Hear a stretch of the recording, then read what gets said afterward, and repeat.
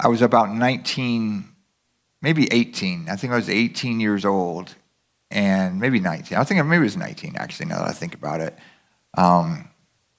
Early 1989, might have been 1988, and there was a knock at the front door of our house in Middleburg, Florida. Yeah, that's right. I'm from Middleburg. You may not have known that, but I put on shoes today. So people can't usually tell.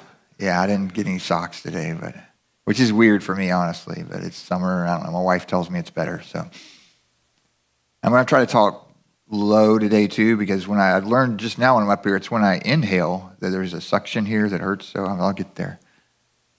I also have a kidney stone. I wouldn't tell other people that. I always tell you guys that. So I guess if I just buckle over, just keep talking about Jesus. Yeah, my warranty ran out or something. I don't know what's going on. Where are we talking about? 1989?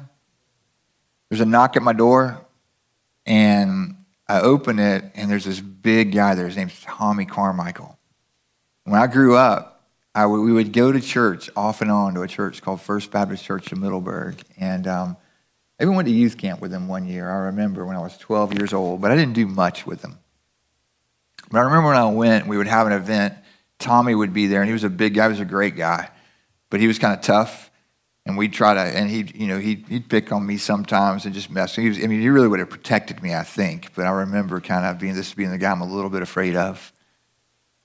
And Tommy was there, and a girl named Tisa was there, and they invited me to come back to Mr. and Mrs. Powers' house. They had a daughter named Kelly Grace that was about my age.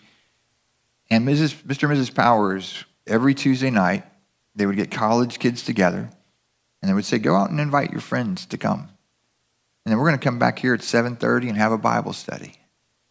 And so I was like, man, yeah, I can try that. I got nothing else to do. What had actually happened is in my life at the time, I was getting a little disillusioned with kind of where I was. Because after I graduated from high school, I said, I'm done with church. I don't want anything to do with it. I denied God even existed for a season. I was an atheist for a little while. And then I kind of evolved into an agnostic.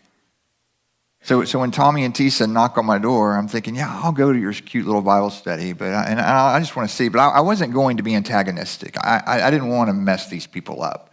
But when I got there, it was just a handful of people. Some of them I knew from high school.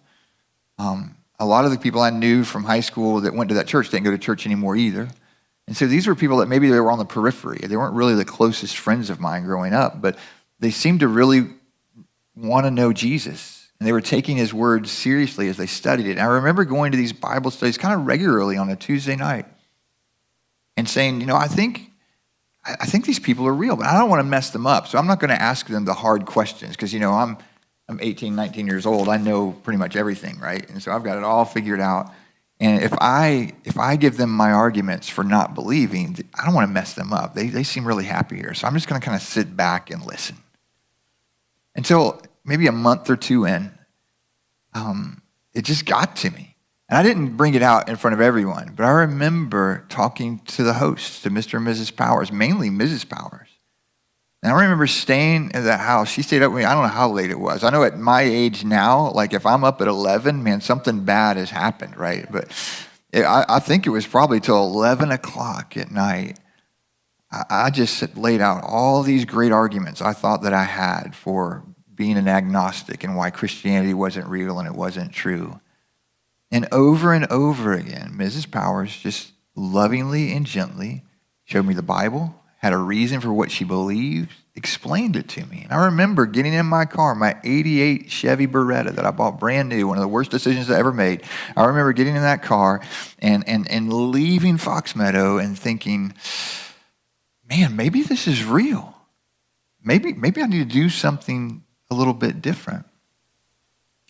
And through a series of kind of amazing events, I was going, not amazing, but it was God's hand on it. I would attend a Bible study at that church at like 9:45 on Sunday mornings. And the guy that was teaching it was a little bit older than me. His name was Chris Lindsay. And for some reason, Chris had to step away from teaching. And there weren't a lot of people in the class. So they kind of looked around and said, hey, Mike, why don't you teach it? Because I kind of showed back up at church saying, listen, I went to church when I was a kid. I must have just backslid or something. That's what's happened, And so I said, why don't you teach the Bible? I said, I'll give that a shot. So they give me this curriculum. They teach me how to teach. Mrs. Powers sits me down and explains kind of how to teach the Bible. And as I start to teach through the Bible, and I'm forced to get into it and read it every day, every week. And then when you have to share it with someone else, you got to kind of know what it means. It's like the light started coming on. It was like, wait a minute, I haven't really followed Jesus. I don't really know him. And I started to understand the gospel, that I needed to turn from my sin and trust Jesus to pay for my sin. I couldn't just be good enough. I actually came back to church thinking, I'll go back and I'll be good and I'll try harder and I'll do better. And it wasn't working. So as I'm teaching through this and I'm learning about who God is and what the gospel really is, I have this kind of weight and this burden. And I would talk to people and I would say, hey, I don't know if I'm really saved, and I don't know if I really know the Lord. And they're like, of course you do, man. You're coming to church. You're teaching a class. You're doing all these things. And I'm like, yeah, but I don't know. There's something that's just not quite there. And maybe somewhere along the line, I've kind of gotten it. I mean, the light's coming on. And so I think in my heart already, I'm saying, I know I want to be in. I just want to make sure. I don't know how to know I'm forgiven. How do I know I'm really God's child?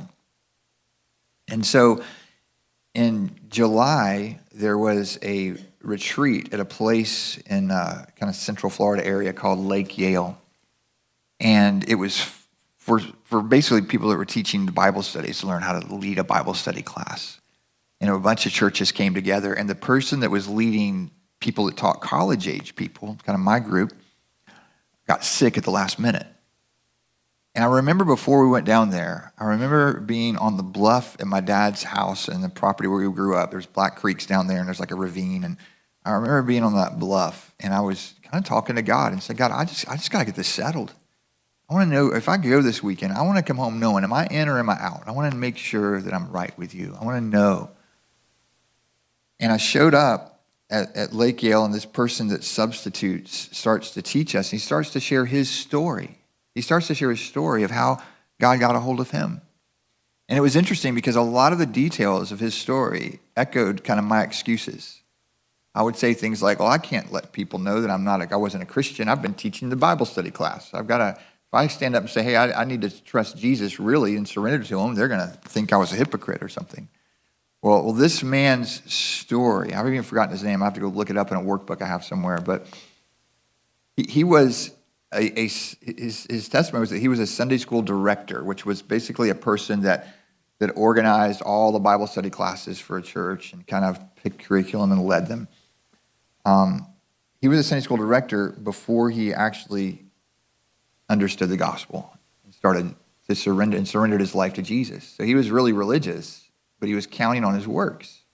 Even though he's in a church that preached the gospel, even though he heard it, he came to faith, and it was like exactly like a lot of his arguments were the same excuses I'd been making. So I stayed up that night until I think after midnight for sure, which was nothing when you're 18 or 19. That's just normal, but now it would kill me. But I remember I stayed up and I stayed up really late, and I read through the Gospel of John, just every verse, the Gospel of John. And when I got to John chapter 10, there's a verse in there, there's a lot in John chapter 10 about Jesus being the good shepherd and us following him. And when I get there, there's a verse, I think it's 27, Jesus said, my sheep hear my voice and they follow me. And I don't want you to listen for an audible voice. That might be weird. But I want you to know that God speaks through his word. And I looked at that and I realized, when I look back on my life, like my parents joined this church when I was 9 years old, so I kind of joined in and we'd go off and on, but I never really was in. I never saw a season of my life where I consistently followed Jesus. I would go to church, I'd go to youth camp and think, oh yeah, this is real, let's get excited about it, but nothing would stick, nothing would really change in my life. And so as I read through that, and I read John chapter 10, I realized that I need to nail this down. I need to really surrender. I'm going all in with Jesus. And so the next morning, I actually missed our first session, and I came in late, and this man was there, and I said, man, I'm sorry I'm late, but I was just up reading the Gospel of John, and I think I think I'm not, maybe I need to get saved. And he goes, really? And he was the first person that I kind of said that to, or asked a question like that to, that said, yeah, maybe you do. And so he kind of goes to the basics of the gospel that I'd heard over and over again. And so, well, let's pray right here. Why don't you just surrender right here? And I remember they had that tile kind of floor there that was like, not ceramic tile, but whatever that kind of old, school cafeteria tile was. Like, yeah. And yeah, what was it? Yeah. Well, it was like that, what we used to have in here. It was that kind of, I don't know what it was. It's just probably asbestos is probably what it was. But I remember kneeling down on a metal chair and him kind of going through a prayer, which the words aren't the biggest thing, but he basically said, you need to confess your sin, turn from that, trust in Jesus, and believe. And when I prayed, I surrendered to Jesus as my Lord, I didn't get goosebumps. I didn't hear angels. I didn't see a bright light. But man, I got up and I said, you know what? If I wasn't all in before, I'm all in now. And I know this is it. And I remember coming home. I remember telling Mrs. Powers about it. Probably there. She was down there too. And said, you know what? I've driven a stake in the ground right here. I know. I want to live the rest of my life for Jesus. He's my Savior. He's my Lord. I'm trusting in Him. I had to go back and look at it to find out that was July 15th, 1989. But everything's been different since then. I've still struggled with sin. But instead of mocking Christians and making fun of them, now I want all my friends to follow Him. And I've been grateful for that because He's given me you guys, a family, His word, so much that I don't deserve. It's been amazing. But that's a little bit of my story. And I tell it probably a lot, but there's a lot more to it too. But I wanted to start today telling you a story because I think stories, and you have a story too. You have a story of what God has done for you, how you came to faith, and how He has delivered you. And through all of that I just said, I want to be clear. That wasn't like I got it together and I figured it out. It was God pursuing me, God putting people in my life. It was God opening His word to me. It was God drawing me in. It's Him. It's Jesus that saves. And if you've never come to a place in your life where you've surrendered to Jesus, let today be that day. But if you have done it, I want you to think about your story. And I want you to take the opportunity to share it with someone this week. That's what Moses does here in Exodus 18. Because stories, the good stories, really, they shape our lives, don't they? You ever get together at family reunions and tell the same stories? I love that. I love growing up and going to a ranch in Alachua, listening to my dad's uncles tell stories over and over again. I heard them the same stories. They owned grocery stores, and I learned so many amazing things about houses blowing up because somebody left the gas on, and how the cheese, you can leave it out because he was a grocer. You're supposed to store cheese at room temperature. One of the most important things I learned from my Uncle Ellis, but I still keep it in the fridge because it's just weird to me. But those stories, they shape our lives. They set a direction. They help us define who we are, where we've come from. But the most important story for you is not whether or not you know your genealogy and the fact that I know that my great-great-great-granddad, actually the man that killed my great-great-granddad, was held as a prisoner at Castillo de San Marcos in 1806 and then found guilty and gone there. And as a result, it's a long story. That's not the most important thing. Those are great stories. I'll tell it to you one day. It's cool, man. I love it. But here's the story that matters most. The story about what God has done for you. How has God saved you? How did He bring you to faith? How did He deliver you? That's what Moses shares with his father-in-law here in Exodus chapter 18. See, the stories that we tell over and over again around the campfire or at the dinner table usually involve deliverance from a hard situation, or they explain how we ended up where we are. They shape what we believe about where we've come from, and they set the direction for where we're going. Today, we're going to see how God used one man telling another man the story of God's deliverance and how it brought that man and helped to bring that man into the family of God. And here's the first thing I want you to see from this is that God sends someone to Moses. Now, there's definitely a time and a place, and actually every day, we need to be out looking, going to the highways and hedges, looking for people to tell the story to. But I believe this about you, just like I believe about me. There are already people in our lives who need to hear the story. They need to hear it again.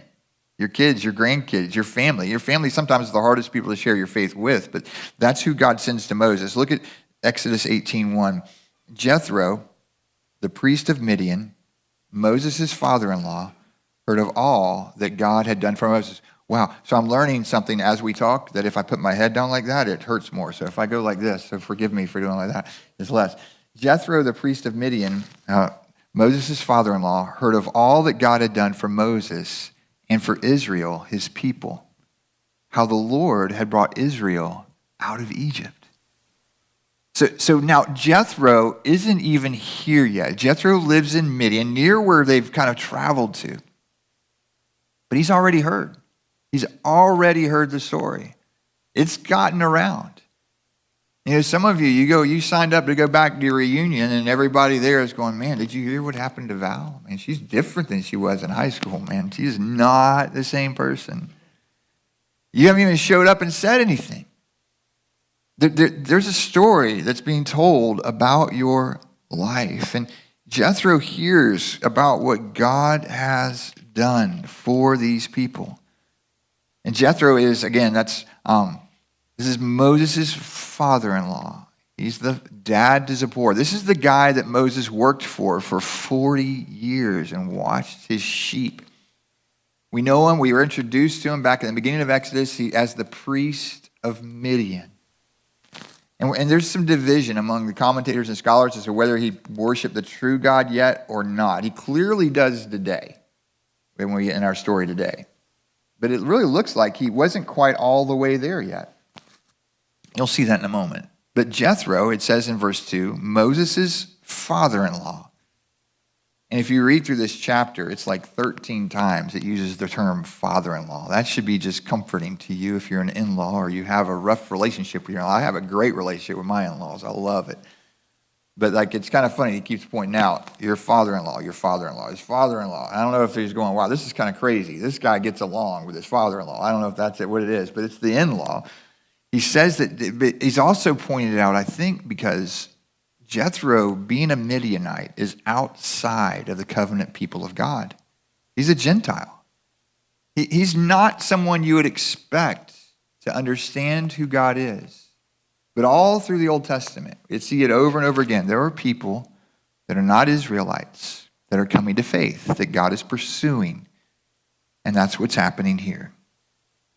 So he brings Zipporah after he had sent him home. We don't know when Moses sends her home. It's probably sometime after he arrives in Egypt, because it looks like one of the names of his kids talks about the fact that God has delivered him. So at some point along the way, Zipporah goes back to her father and takes Moses and Zipporah's children.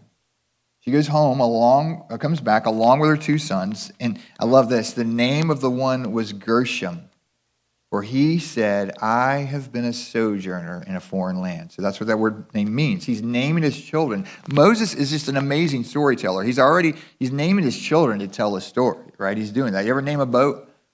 We just had John boats growing up. I never really named one, but my brother-in-law has a boat. He named it Vita Gracia or something like that. It's something about grace life. He's giving it a name that I can't understand, but apparently when you ask him about it, it gives him an opportunity to tell the story of God's grace in his life. I love that. We can name our animals, name our kids. Let's start just coming up with names that'll point people to Jesus. He does this. He comes up with creative ways to even tell the story of God. He names him and says that I've been a sojourner in a foreign land. The first one, that's the story of his story. That's his before story.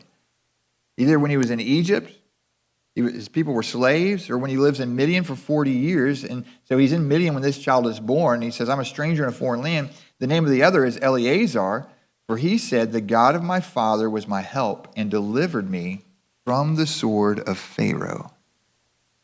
And now, he every time he calls Eleazar's name, there's a reminder for him and for everyone that God delivers. God delivers. Listen, some of you today, you're discouraged about the situation that you're in.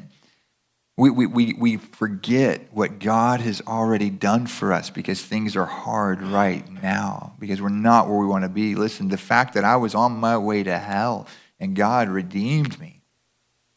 Man, I got a toothache? Yeah, that hurts. We want to see that fixed. Now I got a kidney stone? Yeah, that hurts. I want to see that fixed. Someone I love is suffering. It's hard. But the way you get through those things is not saying, oh, God, once you make this easier, then I'll be okay. You remember who God is and what he has done. That's how you get through it. And so that's what he's doing. Jethro, he brings these children. And Jethro, verse 5, Moses' father-in-law came with his sons and his wife to Moses in the wilderness where he was encamped at the mountain of God. And when he sent word to Moses, he said, I, says it again, your father-in-law Jethro, am coming to you with your wife and with her 2 sons with her. And Moses went out to meet his father-in-law and bowed down, a sign of respect for his father-in-law. And he kissed him. Don't get weirded out by that. That was a normal greeting.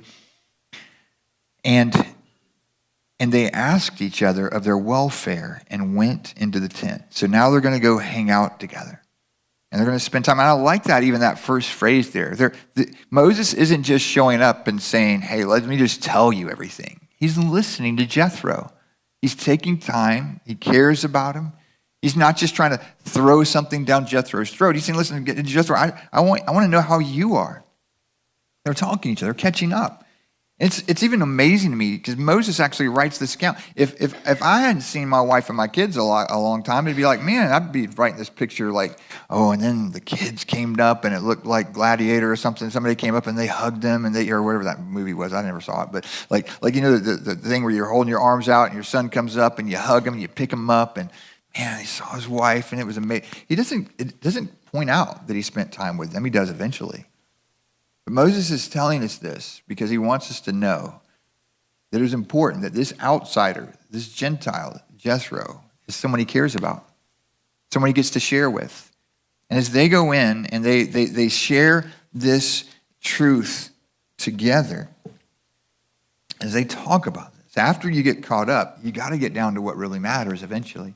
Eventually, our conversations have to be more than how's the weather, who won the election, how's the football game.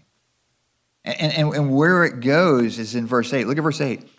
Then Moses told his father-in-law all that the Lord had done to Pharaoh and to the Egyptians for Israel's sake, all the hardship that had come upon them in the way, and how the Lord had delivered them.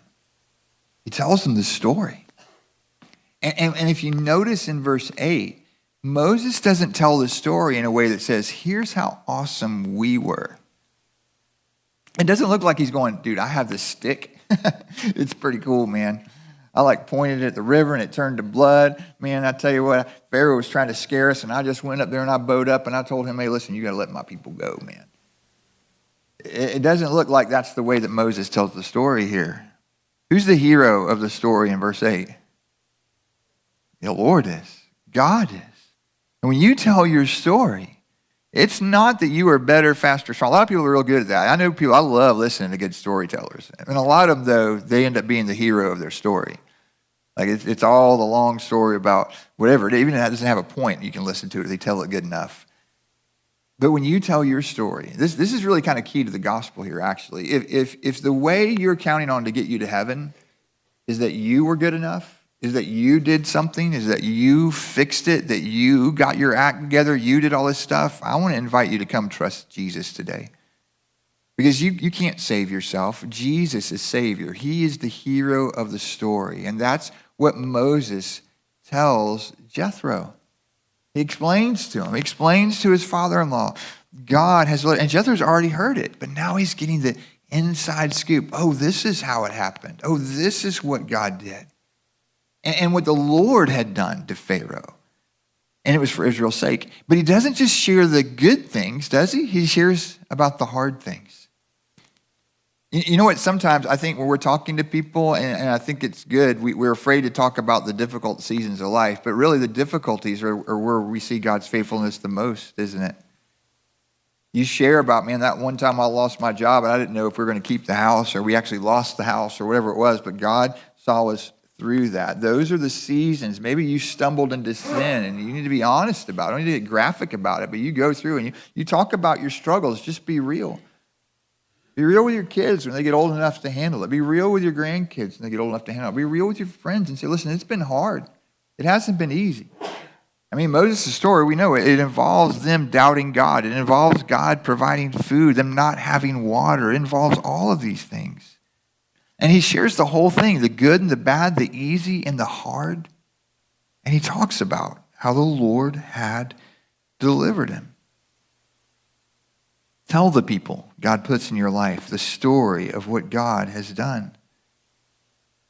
Who is the hero of your story? It's pretty amazing even here. Next week, we're going to see that even at this point in Moses' life, he was exhausted. We're going to see that next week. He's worn out, but he's not going like probably we would do. How's it going, Moses? Man, these people are killing me, man. Like every third day, they're telling me I brought them out here to kill them. They think I brought them out here to bury them. It's just hard. Like we haven't had water. We haven't had food. We got this bread and quail are coming. That's pretty cool. But they just keep complaining. They wanted to stone me the other day. Like this is not easy. He doesn't do that. He talks about how good God is. Man, I'm telling you, that'll change your life. You refuse to gripe and moan and complain. I mean, only do that to the Lord. But you start, even if you're feeling miserable, man, you start to talk about how good God is and what he's done for you. It'll affect you. It affects other people. We have a friend in here. He's not in here right now. His name's Dennis. You guys know Dennis? Going through one of the hardest things he's ever been through in his life. Every time I see him, every time I'm sitting in the hospital with him, and he is like getting emotional and teary because he's talking about how good God has been to him. He's telling me that as I go to get in my car and complain about traffic. And I'm like, man, this is incredible. And it affected me. The fact, if you're going through something hard, man, remember what God has done. You tell that story. It'll be good for the people that hear it. It'll be good for you. You focus on how good God is. You remember who God is. Because a cold heart, I read, a cold heart rarely tells warm stories about God. If all you're doing is complaining right now, there might be a heart issue here. Because listen, everybody's going through stuff. Everybody in this fallen world has it hard. And there are seasons that are really hard. I'm not saying don't ever complain and try to get help. Do that. That's okay to do. But if your heart is just ungrateful to God, if you're just... there's a problem. A cold heart doesn't tell warm stories about God. You need to ask God to warm your heart up. And what happens is this story about what God did for Israel, it became the instrument, Charles Spurgeon said, by which God saved a Midianite priest. Your testimony is not just your story. It's someone else's invitation. Don't let your kids and grandkids assume that just because you went to church, you're a Christian. Let them know how you started to follow Jesus. Let them know that you're counting on him. Tell them your story. Because here's the other thing that's true that we've noticed, that we know is true, is that you tend to talk about what you care about the most, don't you? I mean, it really kind of reveals something about our hearts. You talk about what you worship. You really do. And the worship doesn't mean it's idolatry. But you talk about what you think is valuable. You talk about what you love and what you enjoy and what you think is cool, right? I sent 3 people a picture of an 8-foot alligator yesterday because it was in my pond in my backyard. And I thought, man, that's pretty cool. You don't have to ask me to talk about my kids. You don't have to ask you to talk about your grandkids. We don't have to ask Ben when he's here to talk about Alabama football when they're winning. We have a good enough relationship where I don't have to ask him to talk about it when they're losing. We just commiserate together, because I'm a Georgia fan. But there's something about, if God is the most important thing in your life, you really are going to talk about him. And so maybe this morning I'm just here to ask you to stop kidding yourself. If you never talk about Jesus, if you don't care to share your story with anyone, I want you to evaluate what really matters to you, what's really important, what are you really counting on to be okay? If all I can talk about is the money and the boat and this game and the stuff, then man, there's something wrong there. Because I want you to know Jesus. I want you to have a story. Take time to tell people the story of what God has done for you. That's actually part of worship. I'll have to put this quote up there for the next year. Maybe it's a paraphrase of C.S. Lewis. I don't have it on here now. Not that one. That's long. We'll get to that in just a second.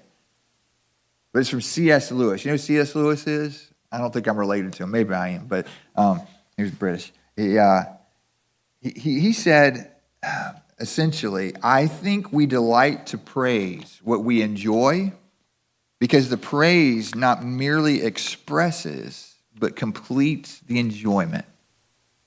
Like some of you, if you don't love God or you feel like your heart's grown cold toward God, you start to tell people truth about God that is true. It reminds you. It completes. It's what worship is. When we sing, how great thou art, there's something about that completes the thing. It's not enough just to appreciate it. You've got to share it, right? You don't just walk with your friend and you drive. My kids hate it sometimes driving with me because they're never, hardly ever looking out, right? They're looking at a phone or they're asleep or whatever, and I'm waking everybody up. Man, did you see that deer? Did you see that rainbow? We'll turn around and go back if they missed it. I'm like, you didn't see it. We got to go, like we're on the interstate. We're getting off the next exit going back. You got to see this thing, right? There's something about when you see something awe-inspiring, something that you think is amazing, that you have to share it with the people you care about the most. You want them to know it. That's what C.S. Lewis is saying. You want to increase your love for God, you start to talk about what he's done. You want to increase your joy, you start to talk about what God has done. You want to decrease your grumpiness and your grouchiness, man, you start to talk about how good God is. You get together with your wife or your husband at the end of the day, and you talk about all the things you saw God do that day. Man, that's a lot better than complaining about the jerk you work with, right? I mean, it might do you some good to do that, and maybe they're complaining about you. I don't know, but at the end of the day, you remind each other. We need that from each other. We need to remind each other of who God is and what He has done. That's what Moses does here. I don't even think I'm going to share that long D.A. Carson quote. He gave you a glimpse of it. Maybe if you want it, you can come to the next service. But the essence of it is, D.A. Carson was a Bible professor for years and years and years. You can put it up if you want. It's 2 things. I'm not going to read the whole thing. But the essence of it was, he said, my students aren't going to remember everything I teach them. But they are going to remember what I'm most passionate about. Your kids are going to know what you care about the most. Your wife is going to know what matters most to you. Your friends know that already. And this is something that's already true. You can show Marie the second one. She got a picture of the first one. Here's the second part. This is the second part of that quote. It's a good one. So Carson says, basically, if we won't make the gospel what we care about the most, then our kids are going to grow up thinking, well, what really matters is that we're just good people. And that does matter. But we've got to point people to what God has done, who He is. Have you done that? Do you have a story? What is your story of faith? Now, what if right now, instead, I just said, we're going to stop the service. I'm going to grab this wireless microphone here, and I'm just going to hand it to everybody. I want you to give me a 1-minute version of how you came to faith in Jesus. Who wants to go first? I just started walking. What if I did that? Do you have a story to tell? What would you say?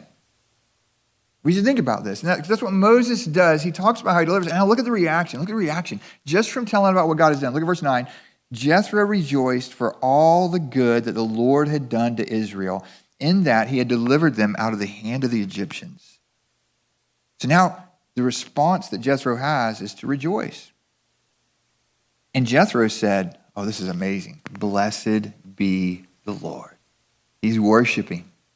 The goal of missions is always worship. One pastor I love said, missions exists because worship doesn't. The reason we do missions is because God deserves all peoples of all nations, every tribe and tongue, to worship Him. And that should be the result. If you said, I got saved, but I never worshiped Jesus, then there's something wrong. Jethro says, blessed be the Lord who has delivered you out of the hand of the Egyptians and out of the hand of Pharaoh and has delivered the people from under the hand of the Egyptians. You notice what he's saying? God is the one getting the glory. He's not going, wow, Moses, you're a cool dude, man. That's an amazing story. I'm so glad you're my son-in-law. I mean, I hope he would say that. That'd be neat. But no, this is God getting the glory. And Jethro, Moses' father-in-law, brought a burnt offering. He worships, he gives, he sacrifices. There's a change here. He brings a burnt offering and sacrifices to God. And Aaron came with all the elders of Israel to eat bread with Moses his father-in-law before God. Aaron's the high priest, or is going to be.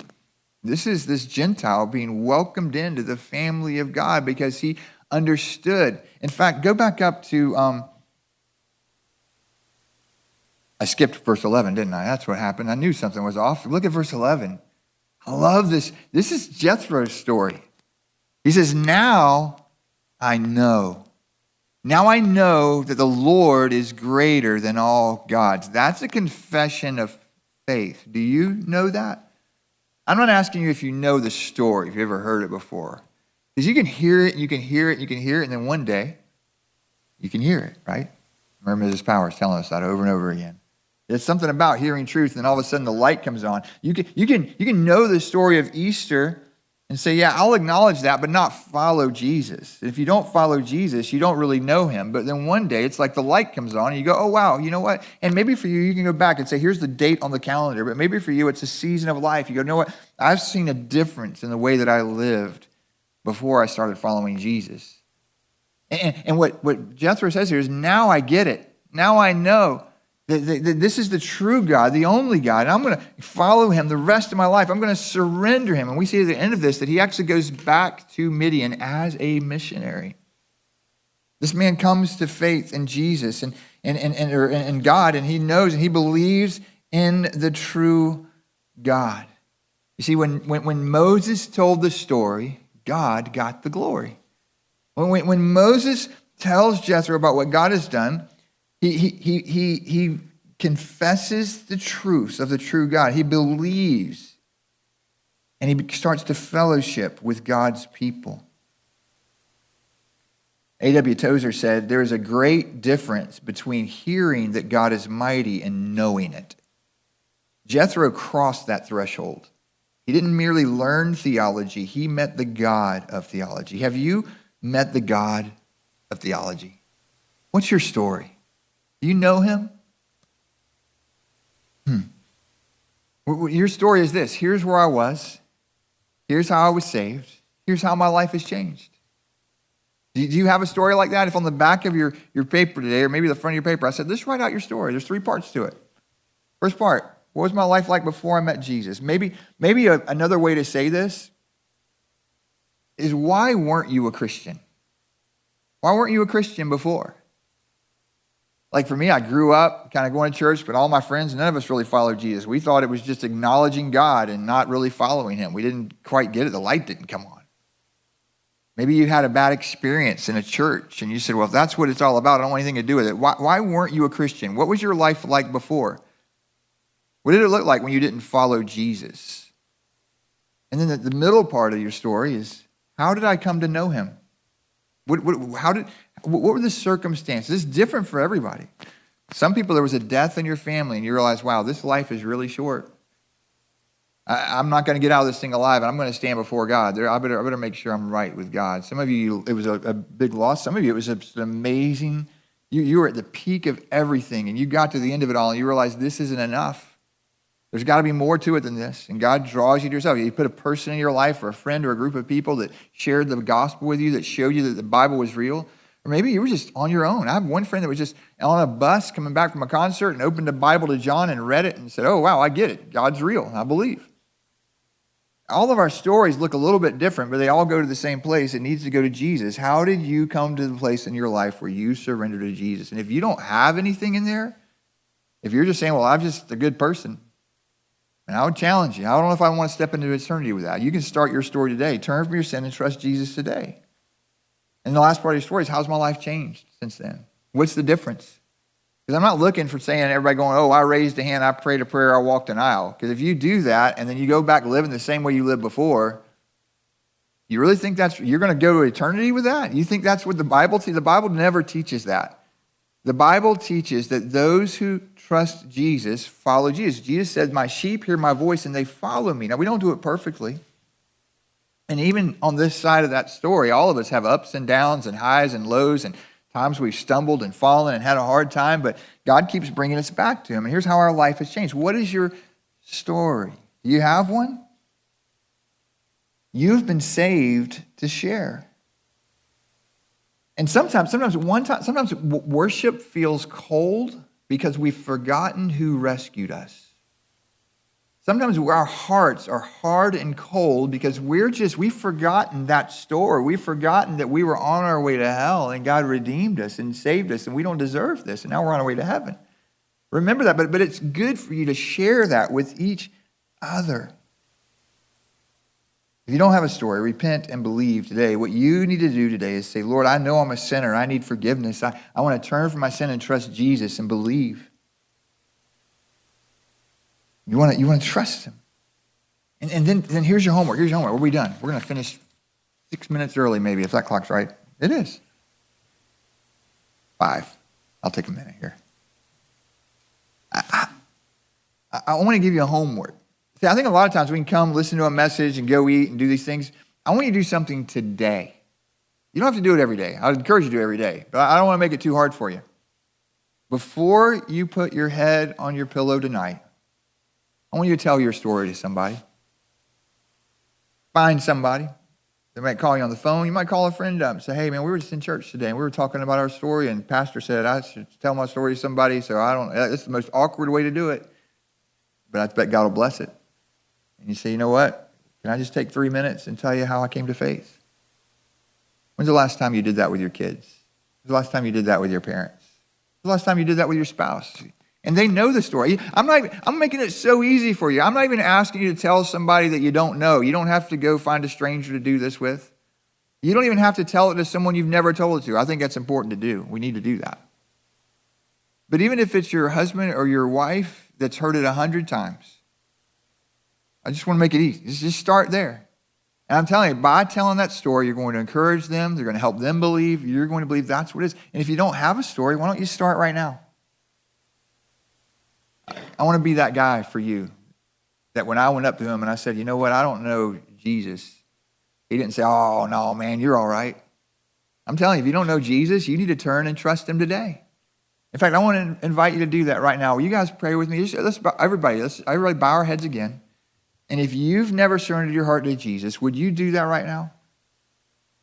Because he died on a cross for sinners.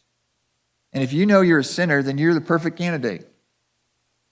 You say, God, I know I'm a sinner, just in your heart. Say, Lord, I confess it. I know I'm a sinner. I believe that you died for sinners. I believe Jesus died because he lived a perfect life and he died in my place. And so I want to be saved, God, today. So today I want to turn from my sin and trust Jesus to save me. I believe he died on the cross. I believe he rose from the dead. But not just to give mental assent to that, God. I believe that means he is Lord. So I will surrender to him today and I will submit to him the rest of my life. I'm trusting Jesus to save me and what he did, not my own works. I want to follow you the rest of my life. God, please save me today. I surrender. And those of you that know this already, will you take a moment and will you pray for some people that don't know it, that you know? Pray that God would give you the opportunity, whether it's today or this week or sometime, just to share your story with them. Pray for them by name.